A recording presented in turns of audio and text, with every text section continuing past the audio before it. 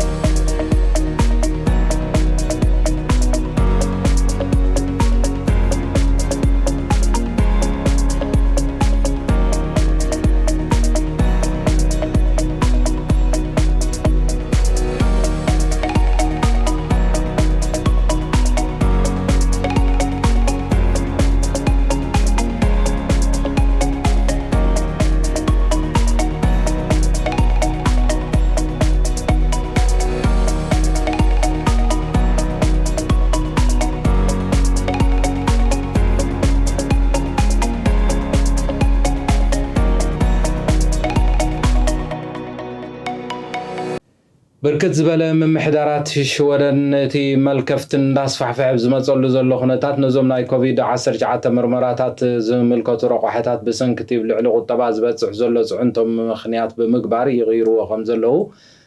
ኤኮት ገሊጹ ክብል አገልግሎት ዜና ተተሎም ንጎዝፈኖ ሓበሬታ አረጋጊጹ ብዝሓለፈ ዓመት ጥራሕ ንምርመራታት ዝወፀ ወጻኢ ልዕሊ 15 ቢልዮን ክሮነር ከም ዝነበረ ዝፍለጥ ኮይኑ ኣብ ምምሕዳራት ብሌኪንግ ሃላንድ ስቶክሆልም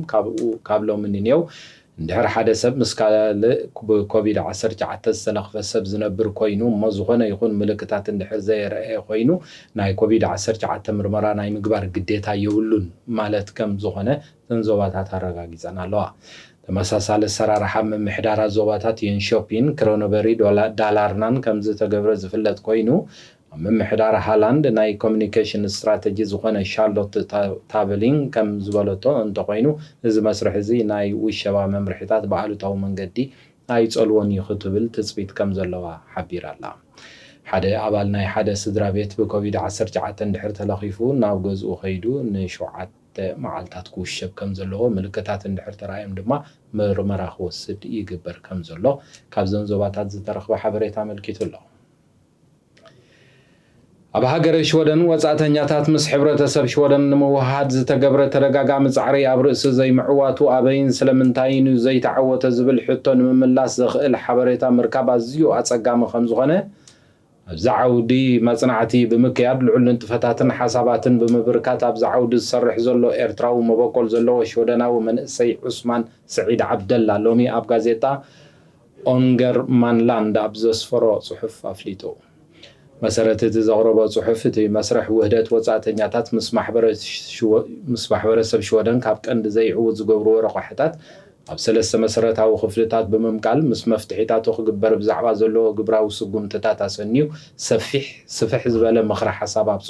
ኣብቲ ጽሑፍ ኣስፊሩ ከም ዘሎ ተሓቢሩ ኣሎ ንሓደሽቲ ዝመፁ ይኹን ወጻእተኛታት መበቆል ዘለዎም ኣብ መስርሕ ውህደት ንዘለዉ ሰባት ግሉጽ ሓበሬታ ብዛዕባ ሽወደን ኣካይዳ ዝሕብረተሰብ ምስባር ተነጽሎን ምዕባይ ማሕበራዊ ሓቋፍነትን ከምኡውን ጉዳይ ውህደት ኣብ ክንዲ ኣብ ኢድ ውልቃውያን ተዋሳእቲ ትካላት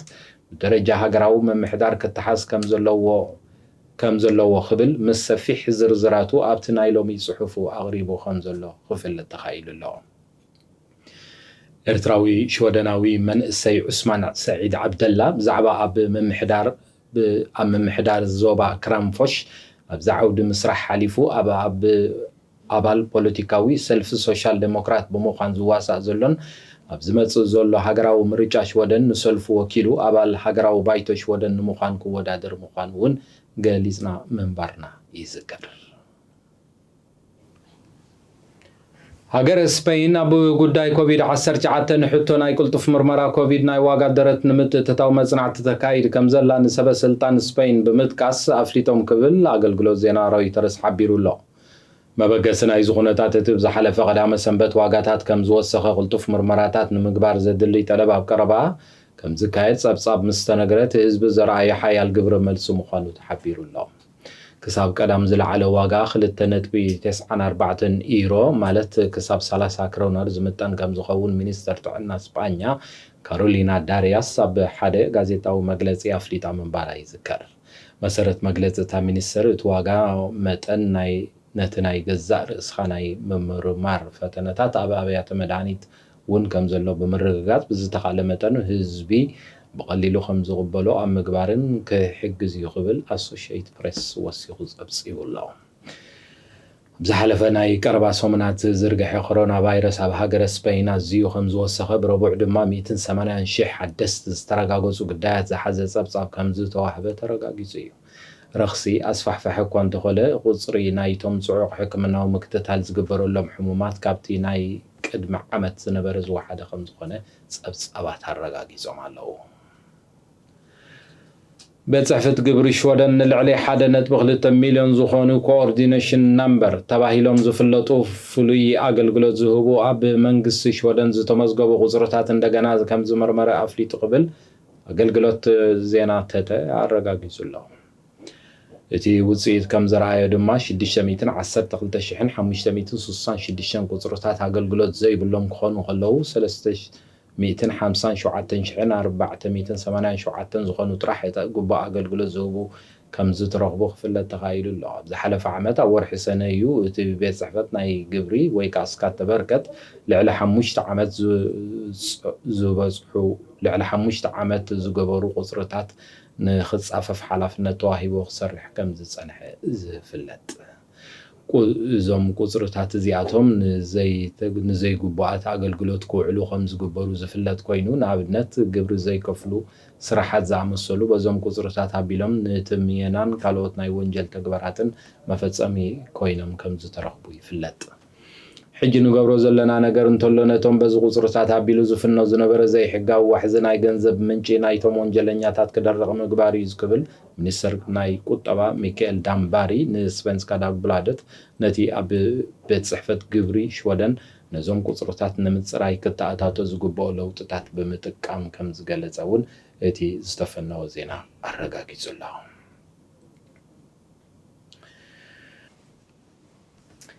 ሓደ ኣብ ሃገረ ሞስኮ ዝርከብ ቤት ፍርዲ ን8 ኣባላት ናይ ሓደ ጸይቃ ዕሉላት ዝርከብዎ ፌበል ተባሂሉ ዝጽዋዕ ጉጅለ ኣብ ትሕቲ ቀይዲ ከም ዘውዓሎም ተገሊጹ ክብል ማዕከን ዜና ተሓቢሩ ኣሎ። እቶም ሰባት ክሳብ መፋረቕ ወርሒ የካቲት ኣብ ቤት ማእሰርቲ ዝጸንሑ ኮይኖም ደድሕሪ ገበነኛታት ኮይኖም እንድሕር ተረኺቦም ክሳብ ን7 ዓመት ዝበጽሕ ማእሰርቲ ከም ዝጽበዮም ክፍለጥ ተኻኢሉ ኣሎ። FSB ተባሂሉ ዝፍለጥ ሓደ ናይ ሩስያ ናይ ጸጥታ ትካል ብዓርቢ ከም ዘፍለጦ ነቲ ጉጅለ ካብ ዘይሕጋዊ ንጥፈታት ደው ከም ዘበሎ ከምኡውን ካብ መንግስቲ ኣሜሪካ ድሕሪ ዝበጽሖ ለበባ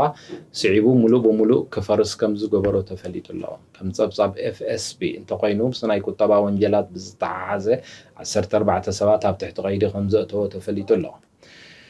ኣብ ዝሓለፈ ዓመት ወርሒ ሓምለ ዕለት 2 ፌበል ዝበሃል ጉጅለ ኣብ ልዕሊ ሓደ ካስያ ተባሂሉ ዝፍለጥ ንዓሰርተታት ኣሽዓት ዓማዊል ፖስ ሲስተም ዝቐርብ ናይ ሕቡራት ሃገራት ኣሜሪካ ዝኾነ ናይ ሶፍትዌር ትካል ብምፍርራሕ ገንዘብ ናይ ምውሳድ ወንጀል ከም ዝፈጸመ ዝዝከር ኮይኑ ካብዞም ናይዚ ኩባንያ ዓማዊል ሓደ ትገዚፍ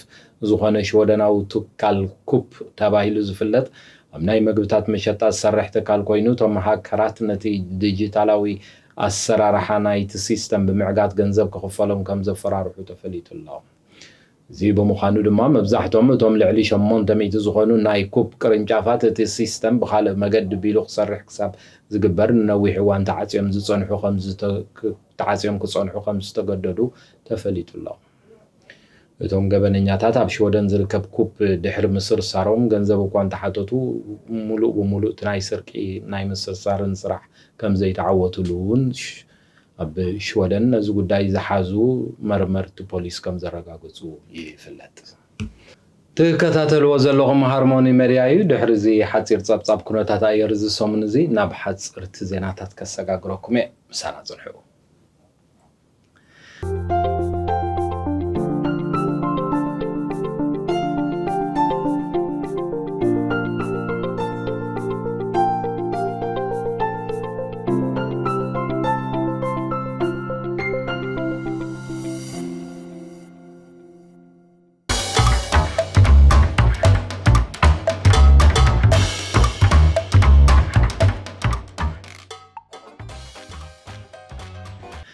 ኣብ ሃገረ ኖርዌይ ዝርከቡ ዕድሚኦም ካብ 5 እስከ 11 ዓመት ዝኾኑ ቆልዑ ኣንጻር ኮቪድ-19 ክታበት ክወስዱ እንድሕር ደልዮም እዚ ክገብሩ ከም ዝኽእሉ ሓለዋ ጥዕና ናይቲ ሃገር ኣፍሊጡ ኣሎ መንግስቲ ከም ዝበሎ እንተኮይኑ እቲ ክታበት ብወለንታ ዝውሰድ እምበር ንኩሎም ኣብ መንጎ 5 እስከ 11 ዓመት ዘለዉ ህፃናት ናይ ግድን ዝተኣወጀ ክታበት ከም ዘይኮነ ኣብ ዝሃቦ ሓበሬታ ኣፍሊጡ ቆልዑ ብሳሕቲ እንተዘይኮይኑ ብጣዕሚ ዝሓምሉ ግዜ ከም ዘየለ ብምጥቃስ ብዛዕባ ኣብ ልዕሊ ቆልዑ ድሕሪ ነዊሕ እዋን ክፍጠር ዝኽእል ጎድናዊ ሳዕቤን ወይ ድማ ሳዕቤናት ዝፍለጥ ነገር የለን ክትብል ሚኒስተር ጥዕና ኖርዌይ ኢንግቪልድ ሸርኮል ኣፍሊጣ ኣላ ነቶም ንኣሽቱ ቆልዑ ዝወሃብ ክታበት ብፍላይ ነቶም ሕዱርን ዝፀንሐ ሕማም ንዘለዎም ኣገዳሲ ከም ዝኾነ ዝሓበረት እታ ሚኒስተር ብተወሳኺ ዝዕድል እዚ ነቶም ምስ ፍሉይ ኣተሓሕዛ ዘድልዮም ቆልዑ ዝነብሩ ስድራ ቤታት ንዝኾኑ ወይ ድማ ኣብ ትሑት መነባብሮም ዘለዎም ሃገራት ዝቕመጡ ኮይኖም ናይቶም መልከፍቲ ናይ ምስፋሕፋሕ ዕድል ልዑል ኣብ ዝኾነሉ ቦታታት ንዝነብሩ ወይ ድማ ፅሬቱ ዝሓለወ ሕክምና ብዘይብሉ ቦታ ንዝነብሩ ከም ዝኾነ ሸርኮል ኣብሪሃ ኣላ كلهم بكل عدمة 12-15 عمت زركبوا قلعوا تي خلاي إبرة خطابة نخوص دون ساوعد قريب خمس لو تي تابعت مزي أبز هبط حبرتها خمس جلسة كبر نرويز رخبنا حبرتها رجاجي تلا